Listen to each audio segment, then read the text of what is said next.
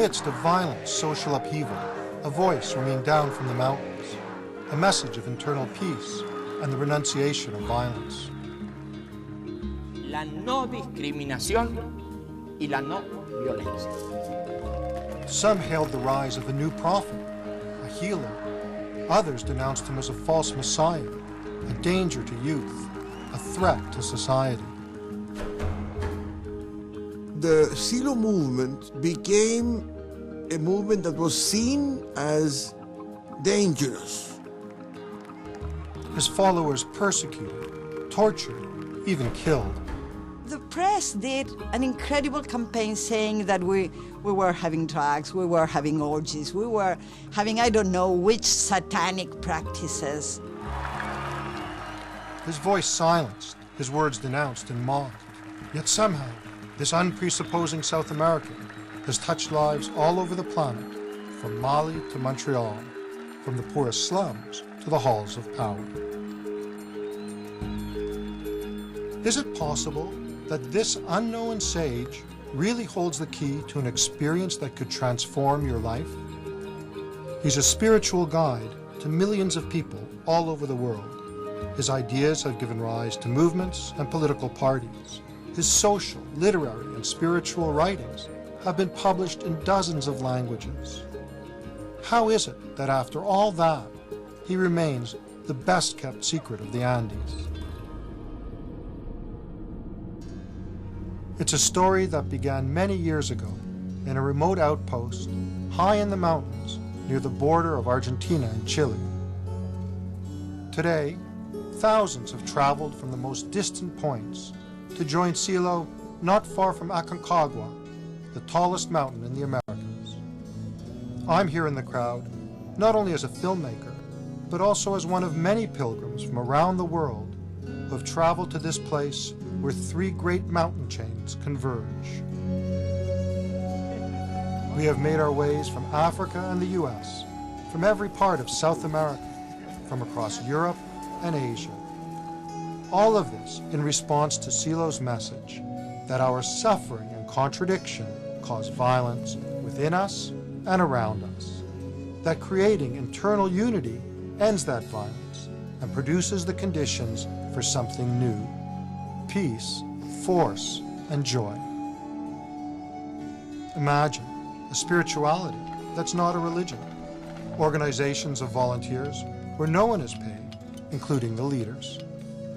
An inspiration that for some has given birth to social action, for others political organization, and for many a spiritual path.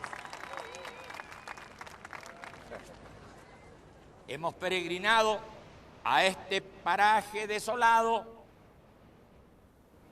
buscando la fuerza que alimente nuestra vida, buscando alegría en el hacer y buscando la paz mental necesaria para progresar en este mundo alterado y violento. Paz, fuerza, alegría. Paz, fuerza, alegría. For some, all of this is very new. Others have come to join old friends and colleagues. My path to this place began when I was 20 and first came across Silo's writings in a bookstore in Canada. Others have traveled farther and longer. The first time Silo spoke here, the rocky landscape was unadorned by buildings.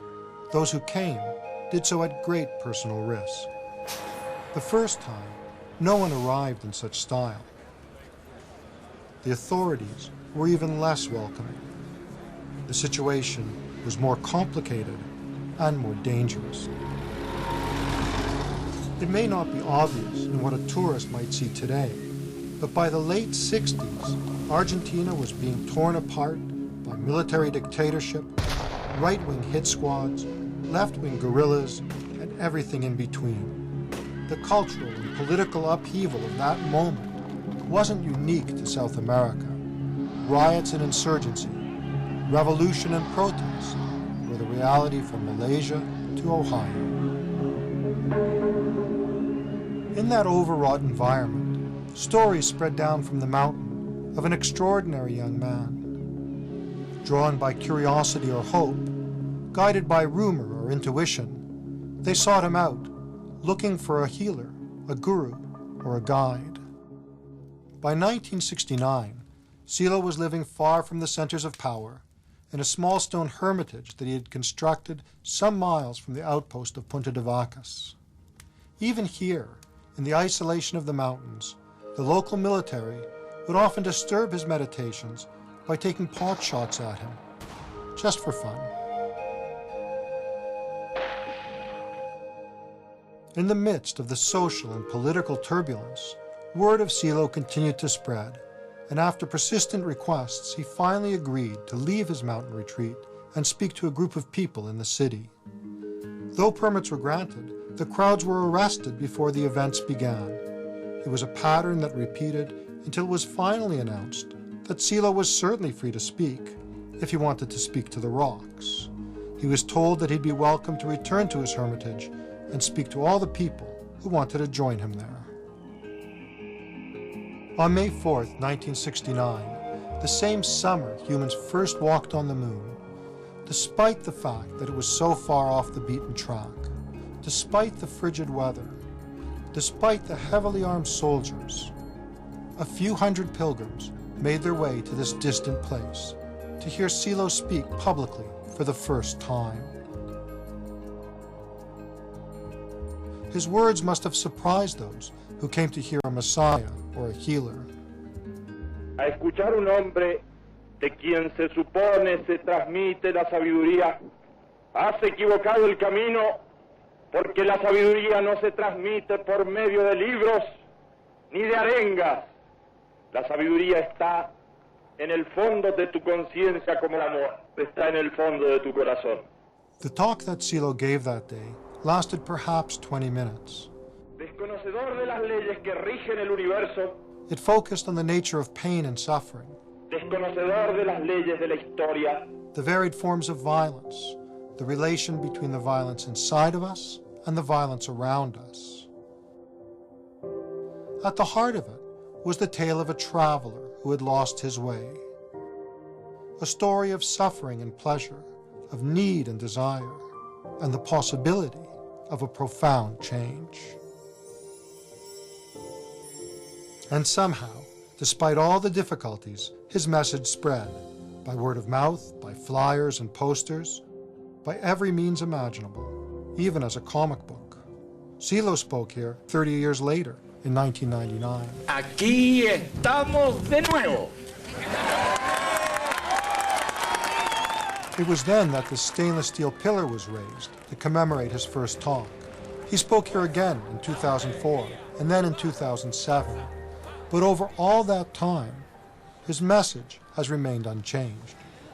Y bueno, y es la ciencia y es la justicia la que puede mejorar el dolor humano. Pero el sufrimiento humano es mental. Y el sufrimiento humano no se soluciona ni por el desarrollo de la ciencia, ni por el desarrollo de la justicia. Es un esfuerzo que tiene que hacer el ser humano para entrar en otras regiones de la mente. Ese es nuestro tema. Learn to treat others in the way that you want to be treated. Learn to surpass pain and suffering in yourself, in those close to you, and in human society. Harmless stuff, you might think so, but it provoked a ferocious attack from the press, religious leaders, and the dictatorship, from the right and the left, a wave of slander and misinformation that would lead to Siloists being attacked, jailed, and even murdered.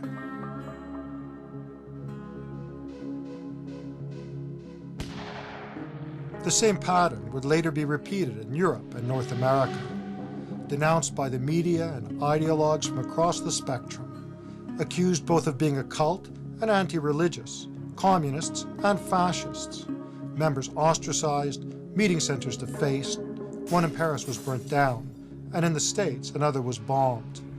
In 2007, a major Cairo paper denounced Siloists as Zionists and dangerous outsiders. That short talk that irradiated from this mountain pass, heard by so few, provoked outrage and controversy. However, after all these years, surely we don't need to speculate. We can judge Silo's message by the fruits it's borne. Learn to resist the violence that is within you and outside of you. Learn to recognize the signs of the sacred within you and around you.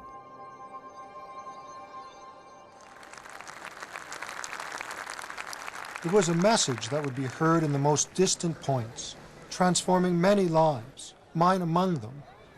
But none of that would happen without real risks to some of us.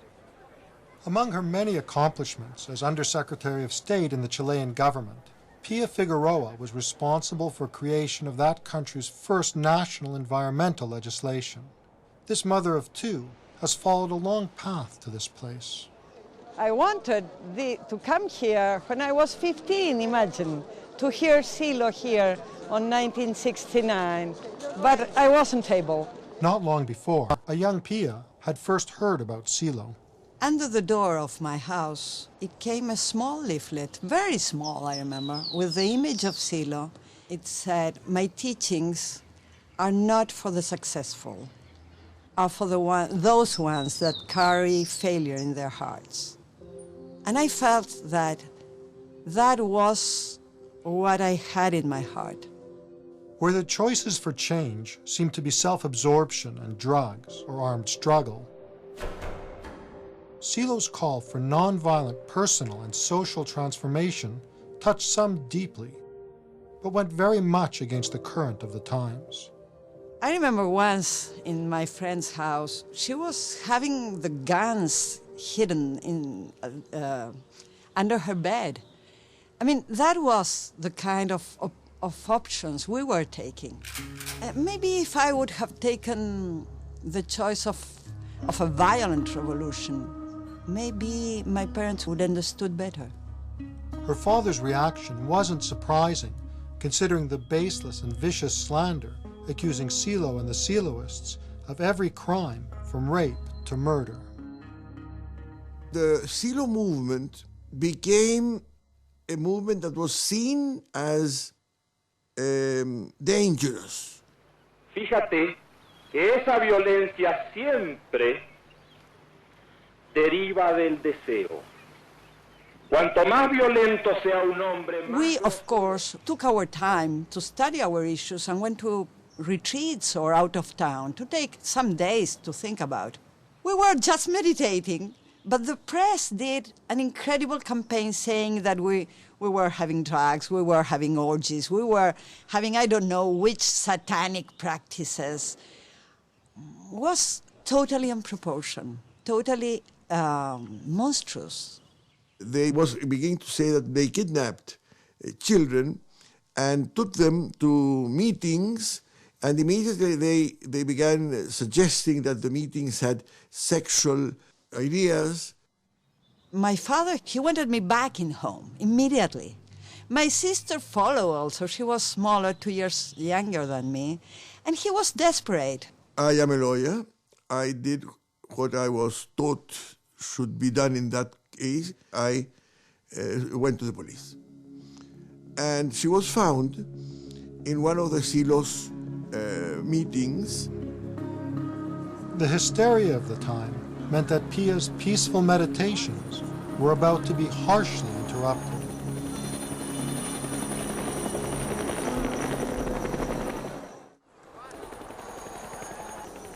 We were in a retreat one day, and an helicopter started flying, and they stopped there, all the police and my father in the middle, saying, "We go home, girls, we are going home."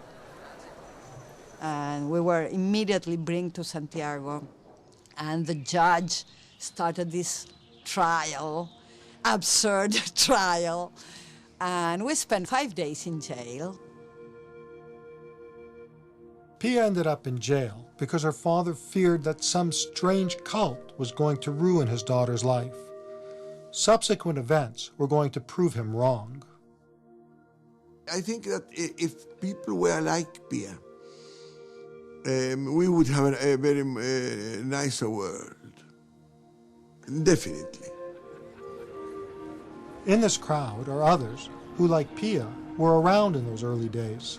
Some suffered the same kind of social ostracism. Others were imprisoned or worse. Some stayed, and some, as exiles or by choice, left for Europe, Asia, and the States. After jail and after that direct confrontation with my father, I decided that this message was enough important as to bring it to many other peoples in the world. So with some friends we organized and we went to Asia, and I lived in the Philippines for a couple of years. And we published Silo's books, and we formed a lot of groups and a huge movement, where I met a couple of people, very nice friends of mine, Victor and Cherise, who later on moved to Canada. And it was in that roundabout way that I first encountered Silo's message. I came across a sign posted by these two new Canadian immigrants. It referred to a dozen principles, tactics to creating a coherent life, principles of valid action. And then I found the book these principles were taken from, The Inner Look, a kind of poetic journey from non-meaning to meaning. The very first page lets you know what you're getting into. Here it tells how the non-meaning of life is converted into meaning and fulfillment. Here is joy, love for humanity, for nature, for the spirit. Here the worldly is not placed in opposition to the eternal. Here it tells of the inner revelation, at which all arrive who carefully meditate in humble search. To me, they seemed words that held great promise. But there were also things in that book that were hard to wrap my head around.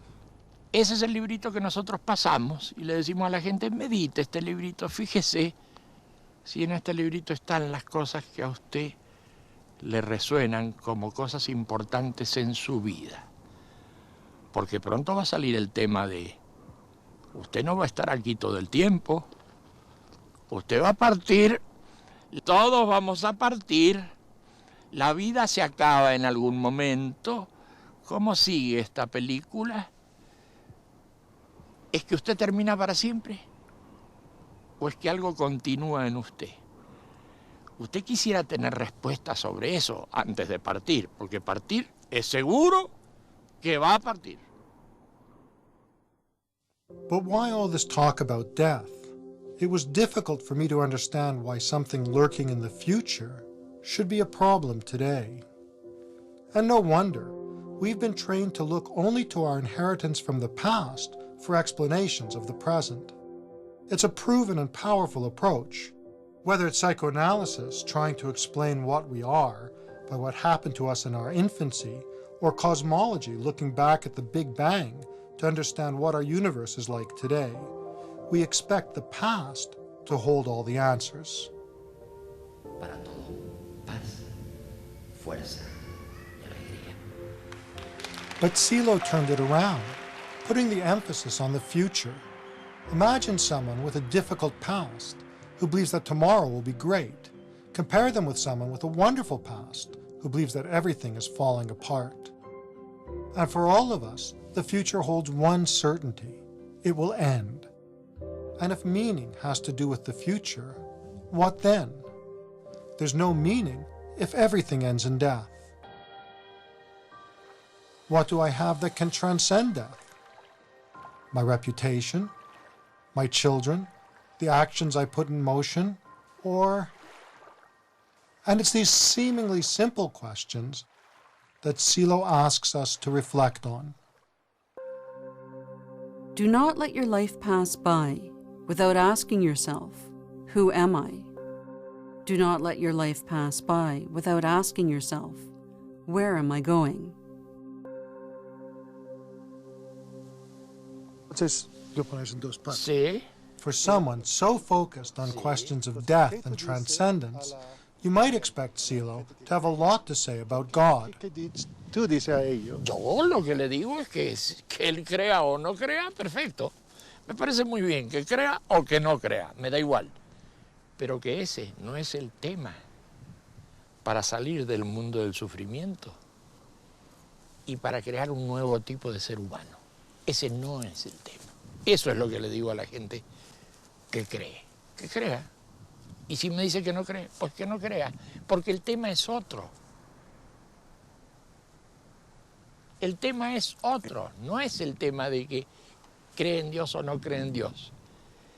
El tema es cómo soluciona sus problemas existenciales.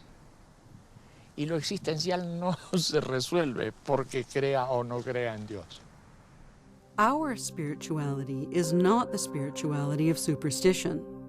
It is the spirituality that is awakened from its deep sleep to nurture the best aspirations of the human being.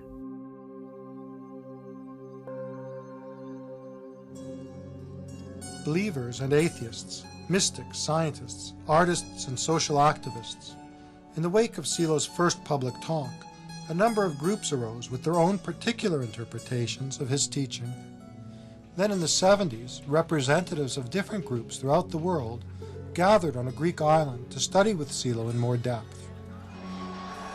And an organization known as the Community for Human Development began to form. And from that community, a wide range of activities.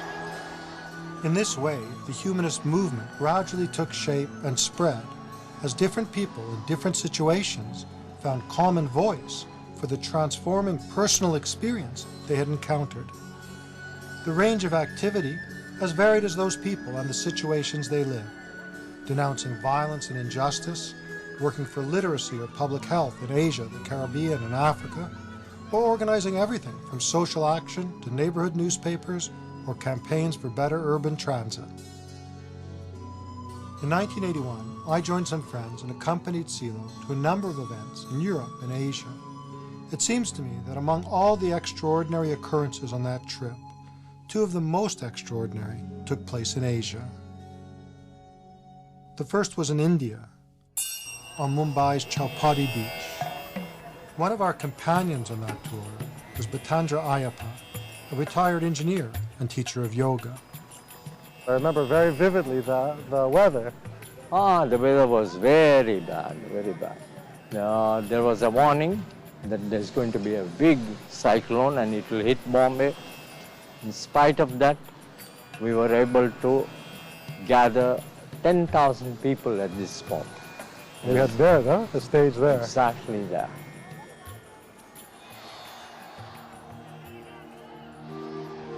In the midst of that chaos, despite the storm, after speeches and talks, Silo invited those who agreed with his message to stand.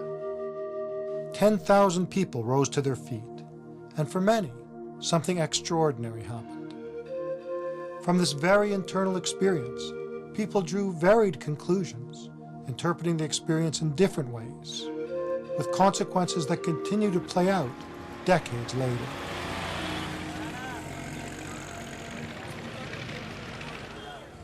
Mukul Desai lives a short walk from his shop in a middle-class Mumbai neighborhood. Every week for the last decade, members of his extended family gather for a meeting about Silo's message. और अपना ध्यान अपने श्वासोश्वास के ऊपर हल्का और गहरा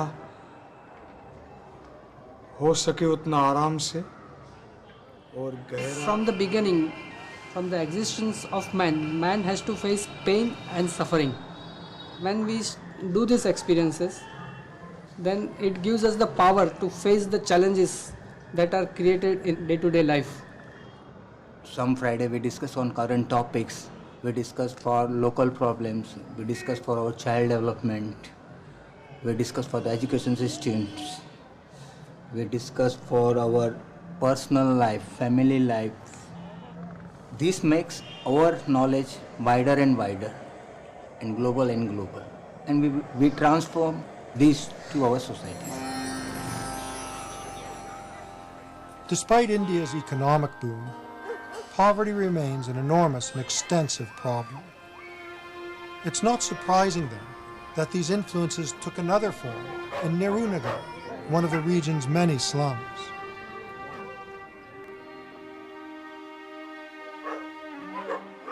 Shankar was born and still lives here with his parents, his wife, and his child.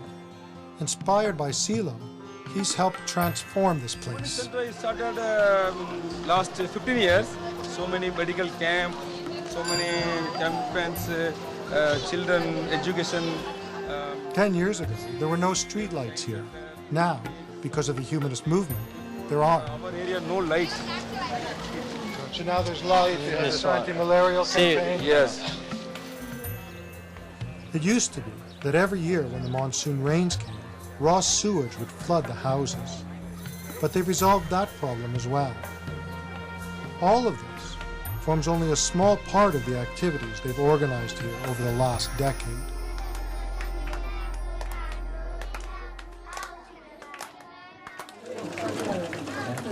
This is Humanismo Center. This last 10 years we are running. So the idea is that they'll learn to sew and then they can actually get work sewing and earn some money and support the family. Getting 100 to 150 rupees, you can manage your family easily. Rukaya Joshi is a professor of management and an important part of this project. So focus of this center where I am associated is women and children. It's very interesting that this man from the other side of the world, from so far away, touched you and transformed me. And it's not just individuals that were transformed. People had lost faith in themselves in this area of Nehru-Nagar. They had lost faith that any improvement can ever be done. But after we started the work and after the movement started doing their activities, now almost everybody has got real faith that things can happen, change can come.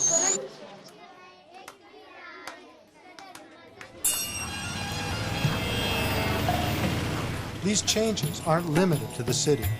10 hours by train and another half day of driving will bring you here to Nilanga, a small farming village.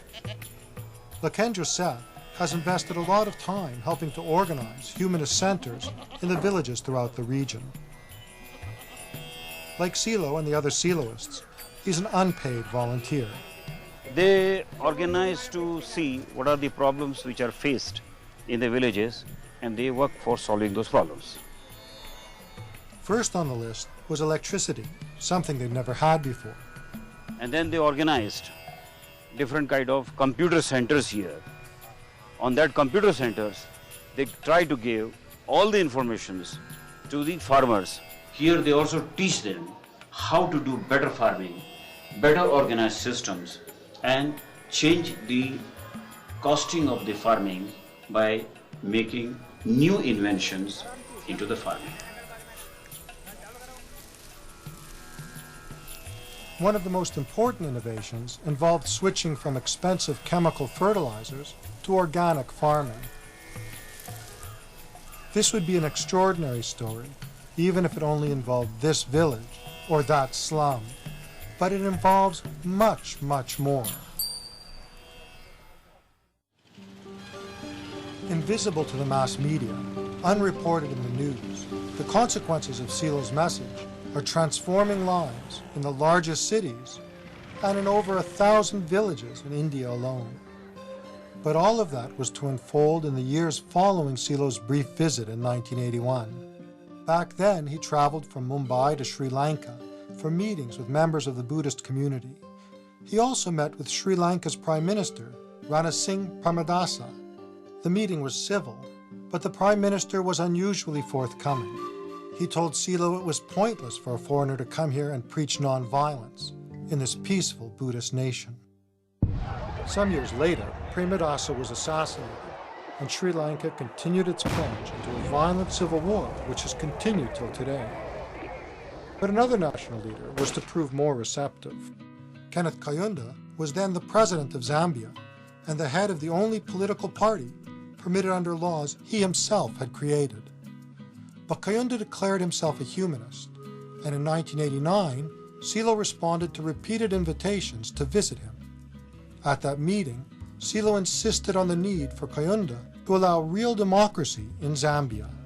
It was an encounter that Silo used as the basis for one of the stories in a collection of his tales that received an Italian literary award.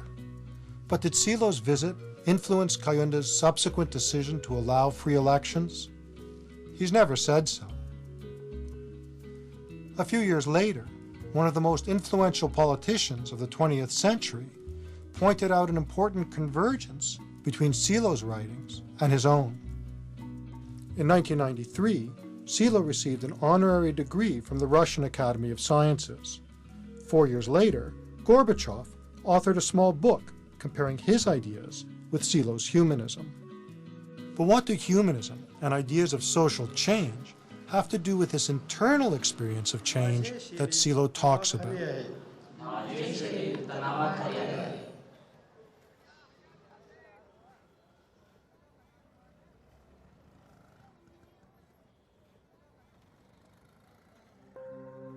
If you are indifferent to the pain and suffering of others, none of the help that you ask for will find justification. There are experiences that can change your life. Maybe it's something that comes to you in a dream. Maybe it's falling in love. Or perhaps an unexpected insight. A veces en el campo, como acá, veo una puesta de sol. Y en esa puesta de sol es como si entendiera todo, por muy poco tiempo. Es entender todo, de golpe, por muy poco tiempo. Ligado a esa puesta de sol, es para mí una experiencia de cambio que puede llegar a ser muy importante. Pero yo habitualmente no saco consecuencias de eso. Todas las personas han tenido experiencias de ese tipo, pero son muy pocas las personas que han profundizado en esas experiencias. Ahí entramos nosotros. Silo said that our experiences, even the most ineffable, don't stay in our heads. They affect what we do. We act them out in the world. Early in the 1980s, Silo's call for a change that would begin with you and your immediate environment took a truly political turn with the creation of the Humanist Party.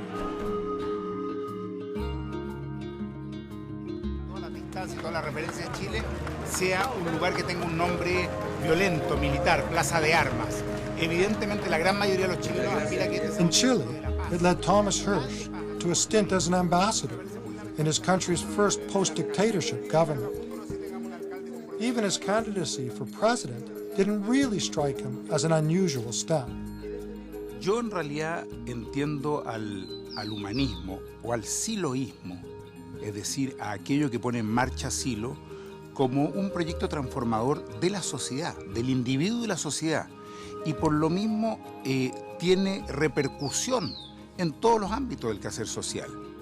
While the banners of New Humanism were visible in the overthrow of dictatorship in the Philippines, and the party played a key role in the return of democracy to Chile, it's much more than a political party. Que yo siento que me va transformando a mí, pero que también comienza poco a poco a contribuir en una transformación del medio. Y entonces me va retroalimentando porque me va dotando de sentido de esa acción que vamos realizando con tantos otros en tantos lugares y que va dando frutos.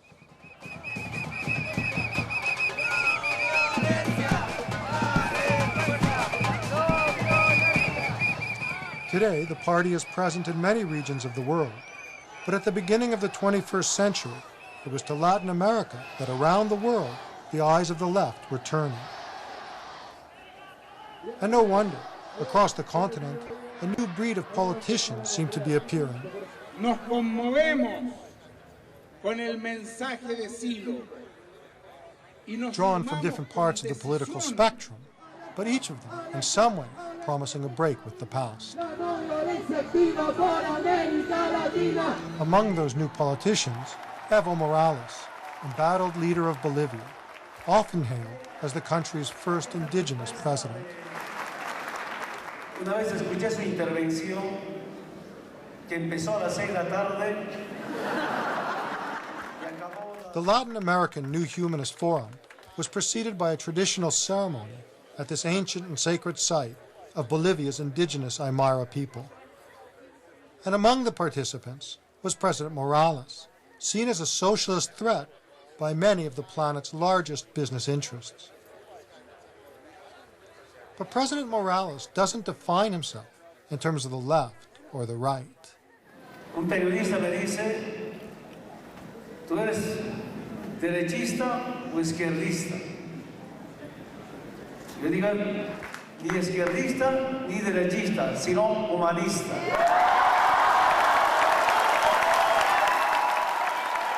The first of these humanist forums took place in Moscow, organized by the humanists and the Gorbachev Foundation. Later ones were held in cities from Lisbon to Dakar, and here in New York City, where the first North American forum was organized by the humanist movement and New York's Hunter College. Participants from Canada, the US, and Mexico were joined by guests from abroad.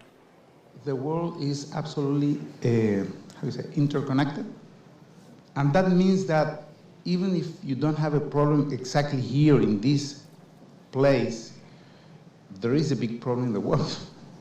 It was a wide-ranging, 3-day conversation about a direction for North America that went beyond the economic merger of free trade.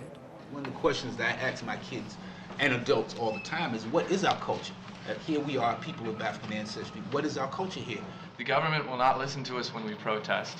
That's obvious. As the Education for Nonviolence Forum in Quebec, instead of being victimized, they organize themselves, and this is very interesting. Politics, philosophy, personal change, social activism. In all of this varied activity, some say they see nothing but a chaos of changing opinions. Some of us see varied interpretations of a single vision.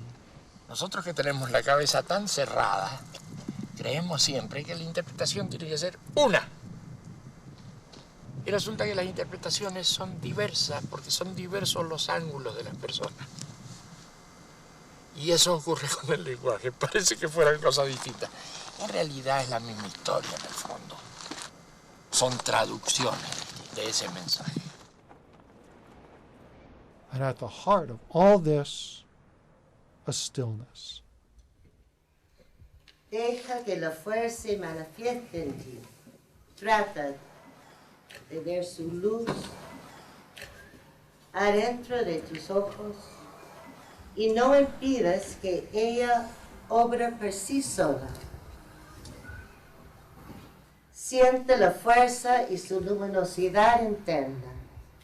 Déjala que se manifieste libremente.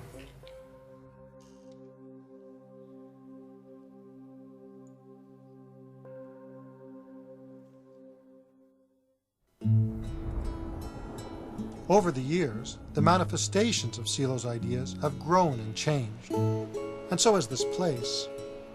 First, a stainless steel pillar marked where he spoke so many years ago. Later, an entire complex took shape, Punta de Vacas Park, a place of meditation and meeting.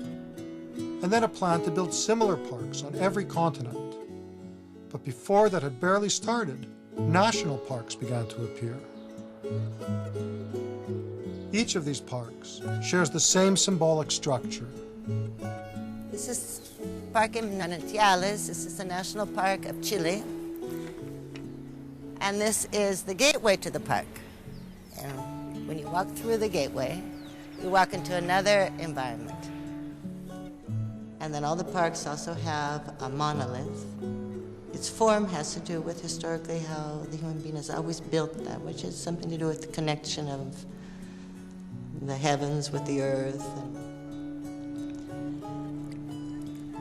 And then we also have a fountain, underground springs, waters. It has to do with life in itself. And then there's a stele, which is like a little monument with all the names of the people who have helped build the park, because our parks are put together just by people. And then we have the halls, and they're purposely made without any distraction. And in our halls, what you find are other people or empty space. And so the two situations are the best situations to reflect or to have internal experience. And our parks are open for everyone.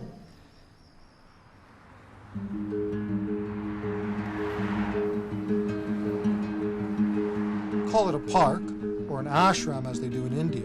The names change, but the substance remains the same. We have the monolith at that end. Oh, there, the monolith will be there.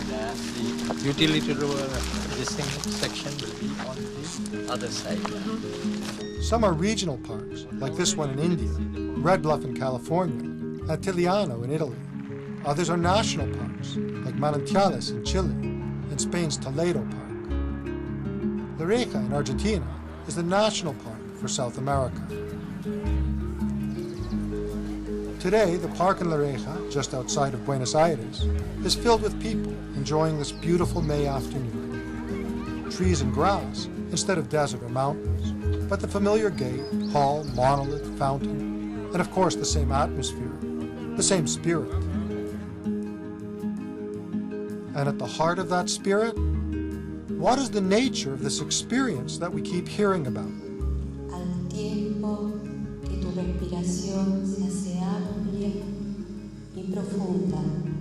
An experience that it's said can, independent of your beliefs, lead to profound internal peace, unlimited vital force, and a joy that can withstand life's inevitable difficulties. And the man who initiated all of this? Well, if you think spirituality is only about religion, or if you think wisdom should be all warm and fuzzy, you may be looking in the wrong place. If you're expecting someone wrapped in robes, gesturing slowly and talking softly of love, you may be looking for the wrong sage. This one's from a small South American town. You could pass him in a crowd and never think twice. He doesn't float above the ground or drive around in a golden limo. On the other hand, in all these years, he's never charged for his teachings or his time. He lives a pretty normal life, family and the family dog. Nothing very fancy, but it's a warm home full of friends and laughter, a simple human being like the rest of us. Well, certainly in some ways. Voy a la chacarita, al desarmadero, a buscar unos caños de petróleo para el parque. But he's someone who, while ignored, ridiculed, and persecuted over the years, has nonetheless touched many people very deeply, despite the differences in their cultures, economic status, and ways of life. Pero yo, como un tipo con temores y angustias, ¿qué yo puedo hacer? ¿Cómo yo puedo? Tú tienes que basarte en una experiencia que te cambie, que te abra el horizonte. Sin esa experiencia vas a estar dando vueltas en el mismo círculo vicioso. Y nosotros es de lo que hablamos, de esa experiencia transformadora en el ser humano, que te saque del miedo, que te saque del temor, que te saque del futuro cerrado, que te abra un horizonte. And who is this strange man who presumes to tell us what we need? Hay gente que dice que tú eres un hombre como otros. Hay otros que dicen que tú eres un profeta. Hay otros que dicen que tú eres un demidios, un dios, un diablo. Sí. Muchas cosas. Yo creo que la gente tiene derecho a decir todo eso. ¿Y qué? No me preocupa lo más mínimo. Que alguien diga, bueno, pero es un profeta. Y ni quita ni pone. Es una persona común. Y si el tema está en cómo puede hacer uno para salir de los problemas del sufrimiento, del dolor, de todas esas cosas que no tiene cómo superar. ¿Y qué importa que soy yo? But what message or experience can possibly be enough?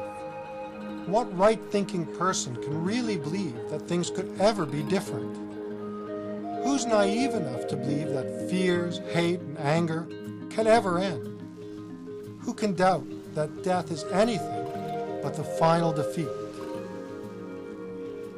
This chain of actions that was set in motion in life cannot be stopped by death. I've always felt that Silo throws down a kind of challenge, challenging me to doubt the conventional wisdom, challenging me to ask myself, but what if it is possible? What if I can change? What if everything can change? How would I act then? What would I do differently? And if we continue to fail in these impossible aspirations, well, as Silo says, though you may be wise and powerful, if happiness and liberty do not grow in you and those around you, I will reject your example. Accept instead my proposal. Follow the model of that which is being born. not that which takes the path to death. Do not imagine that you are alone in your village, in your city, on earth, or among other infinite worlds. No imaginis que estàs encadenat a aquest temps i a aquest espai. Bul xalaat ni soo deewee di nga wéy di wéet ba faw.